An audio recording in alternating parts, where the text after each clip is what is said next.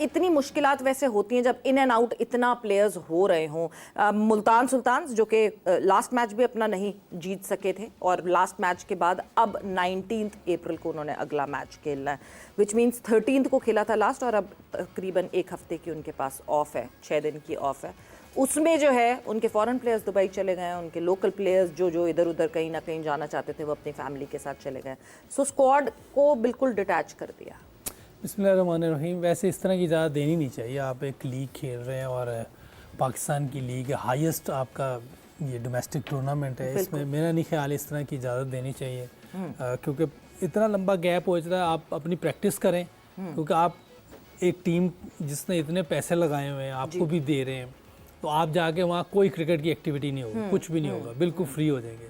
तो आप ठीक है, गैप है, ये जिन्होंने शेड्यूल बनाया उनकी भी ये मैं समझता हूँ कि उनको भी देखना चाहिए था।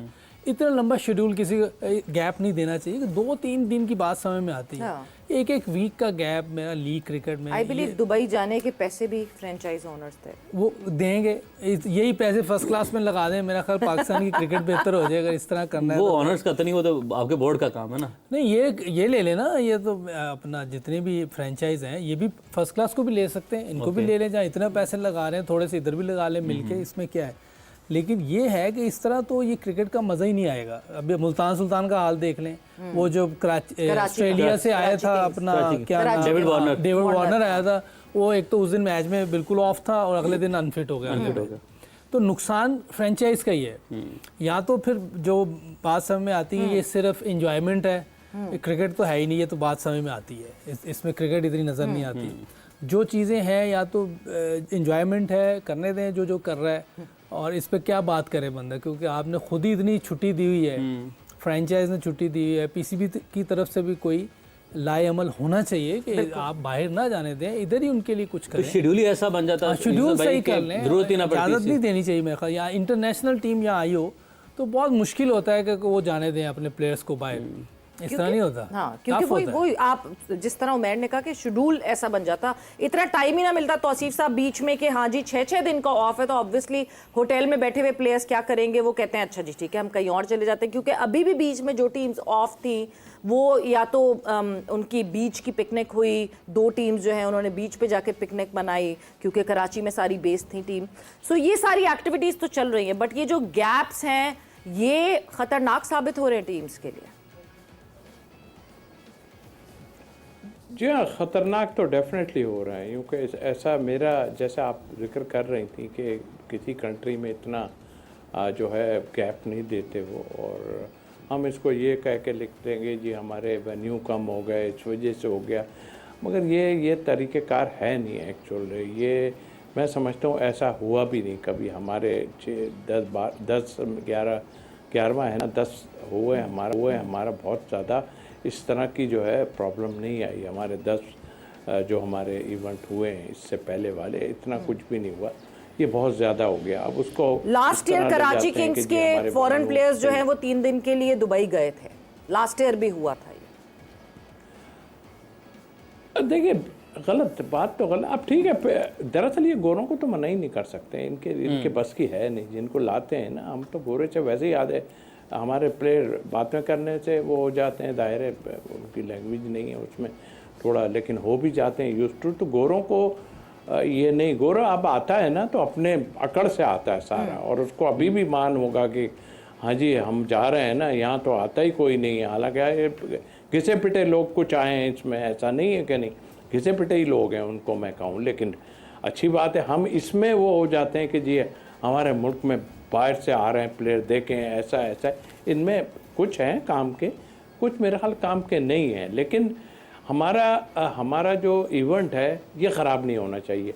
और ये ख़राब किस सेंस में भी, हम इसमें भी होते हैं कि जी हमारे ग्राउंड की प्रॉब्लम ऐसी होती है, पिचेस का प्रॉब्लम, एक मैच सुबह शाम जो हो रहे हैं उसमें पता ही नहीं चल रहा कि कैसे हमें जो रिज़ल्ट चाहिए ना, हमें वो रिज़ल्ट नहीं आ रहा है। रिज़ल्ट यही होता है ना, आप इंजॉय करना अपनी जगह है, वो ठीक है, लेकिन हमें वो रिज़ल्ट नहीं आ रहा है जो हम जिससे सोचें कि हमें कोई फ़ायदा होगा पाकिस्तान की क्रिकेट के लिए या कुछ, हमें ऐसा फील नहीं हो रहा है। 2-3-4 प्लेयर हमें नज़र ज़रूर आए, वो अपनी जगह है। बट आई थिंक ये जितना फैला दिया और इतना आपने जो कहा है, ये इजाज़त ने तो ऐसा सच नहीं है। वो तो कहेंगे जी हम इतने गैप क्या करेंगे, फ्रेंचाइज है।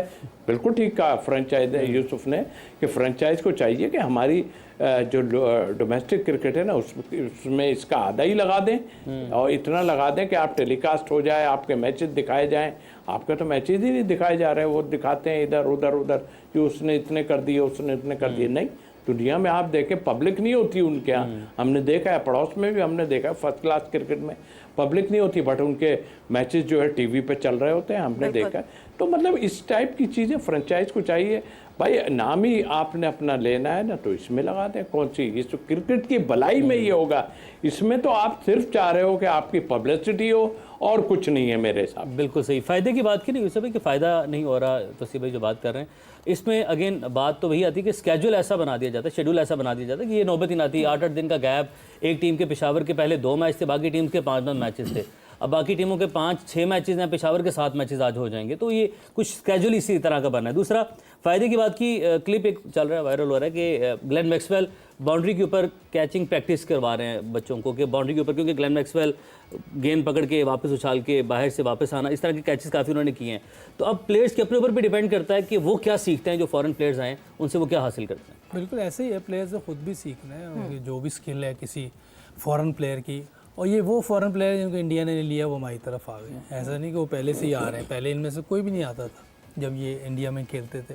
तो सी भाई ने सही कहा कि कोई ऐसा प्लेयर नहीं अभी तक आया कि जो बिल्कुल ही टॉप क्लास और वो यहाँ आ गया। तो इनको स्मिथ को तो कोई भी नहीं खिलाता, अपने मुल्क में नहीं खिलाते, वो इंटरनेशनल T20, लबुशैन को भी नहीं खिलाते। मैक्सवेल है लेकिन उसको अब IPL भी नहीं खिला रहा।